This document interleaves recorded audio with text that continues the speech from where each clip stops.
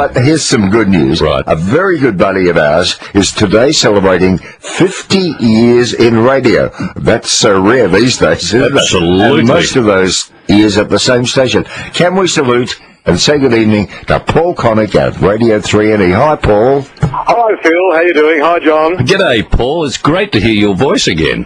Yes, it's been a while, hasn't it? I haven't heard your voice since you were back. Oh, you were on 3KZ, I think, weren't you? Oh, well, we were okay together briefly, weren't we? Oh, well, wasn't everybody? Were you at KZ in the days of the Trades Hall, Paul? I'm sorry? Were you there in the days when they were still at the Trades Hall? Yes, we were in the Trades Hall. That was the 70s, 72, end of 72, 73, 74, 75, that era. Okay. But you've been, I just said to John, you've been at 3NE forever, haven't you? I'm into my 11th year. Notch up 11 years on the 10th of December. 50 years in radio, Paul. That is remarkable. I think, I think Phil's... how long have you been in radio? Oh, Phil? well, we're here Off to and on. talk about Paul. No, but... Yeah, well, 54 years. 54. And that's been more TV than radio. Yeah, well, and I've been in radio for 43 years, so well done, Paul. That is an excellent milestone, mate. Yeah, in a business like this, yes, it is. We're... every now and again, and then you're on the street and have to hunt around for something else. Yeah, I didn't think I'd actually last this long. Yeah, and are you? Can you walk into any shop in Wangaratta and people know you? Well, we wear badged up gear with I've got my name on it, so yes. and those sandwich boards help too, Paul, don't they? But yes. Hello, I'm Paul. By the way, your namesake, Paul Dix, he's been in Deniliquin even longer, hasn't he? Oh, well, yes, Phil, Paul's 79 now, and he's been there for 50 years on breakfast. Yeah, and well done if you're listening to us up there in Deniliquin, Paul Dix. That's remarkable. Are you on the land these days, Paul? Yes, my wife and I have an Arabian horse stud, which is probably not a good idea, because you know what horses are like. Both ends and uncomfortable in the middle, and tend to cost a few bob. But yeah, that's what we do. We breed Arabian horses, and I track down to Wangaratta in the morning and do the breakfast show. You know they can do it themselves, Paul, don't you? What's that? Breed. Oh, well, yeah, they can. Yeah. We like to watch those. That's a very tired old joke, but then again, I'm a very tired old comic. Now, this would be bedtime for you, wouldn't it, Paul? Yes, pretty much bedtime. Yep, about 8:30ish. I hit the hay. 3:30 up, getting up. Yeah, John would know all about that. Absolutely, it is. Breakfast, Phil, is a bit like having permanent jet lag, isn't it, Paul? Yeah, people say, I must get used to it. And I say, no, you never get used to it. So do you do... this is what I used to do. I used to get up at 3:30, a bit like you, and go and do my job, and then I used to have a little nana nap, as they call them these days, between midday and 3, because you know something, Paul? Nothing ever happens between midday and 3. No, well, it's, you know what country radio is like. There's other things to do. Yeah.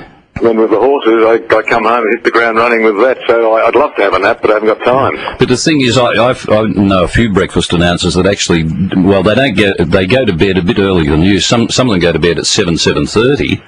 But the thing is, you don't get to watch any television. You have no idea what's going on in the news or current affairs. Oh, you wouldn't even hear Bruce and Phil. No, that's right. Well, I get the news, of course, in the morning, so but yeah, pretty much 8 o'clock, 8:30, even after 8:30, I don't know what's Have you done much TV through the years, Paul?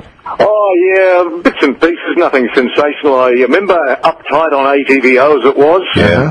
Uptight, and I did that for a while. And then when I was at the ABC, I did the weekend news on Channel 2, and some regional news on Channel 2. And at one stage, remember the late Bill Ackfield, when he had his car accident and passed away, he did a movie show on a Saturday night, and I copped that. And the idea was to pick some very horrible movies, and I'd sit there in pajamas.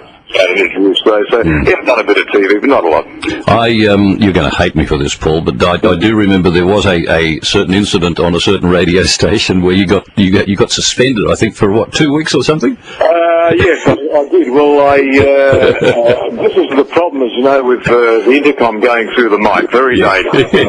Yeah, I so felt for you. And do you know something, Paul? I was actually listening that day.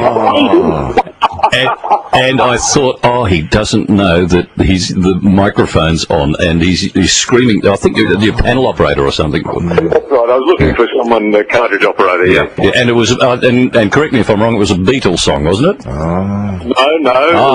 It was Everything Is Out of Season by Johnny Farnham. Oh, okay. And for you it was. Hey, Paul Konik,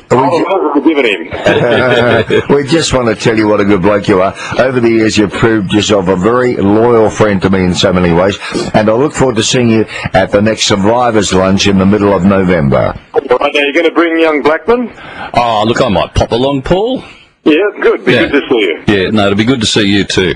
All right, guys. Thanks for talking to me. All right, it's almost your bedtime, Paul, so we'll let you go. And Bruce is overseas, but I know he would join us in the celebrations, and we're just so happy for you. And here's to the next 50 years, Paul. Good. Thank you. Good night. Good night. Sleep tight, Paul. Yeah. Don't let the bed bugs bite. What a